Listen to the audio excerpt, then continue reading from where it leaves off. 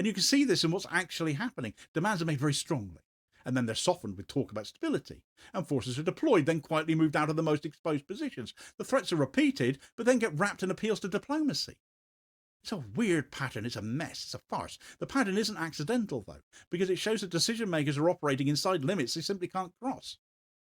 The system that was supposed to pressure Iran into giving in is now doing the opposite. It's focused on stopping events from spiralling, and once it's accepted that a strike would trigger retaliation that can't be contained, a strike stops being a useful option and becomes a danger to avoid.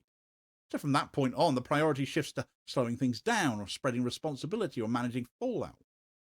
The United States is doing this openly. It isn't setting conditions for war, it's setting conditions to justify why war doesn't happen. That preparation isn't aimed at Iran, it's aimed at allies and markets and domestic audiences who need to be convinced that restraint is a deliberate choice rather than an admission that escalation isn't viable. Israeli leaders have put themselves in a corner. They've said the situation is unacceptable. They've said Iran's capabilities must not exist. They've said delay itself is dangerous, but they don't control the military decision that would be needed to act on those claims. That decision sits with the US.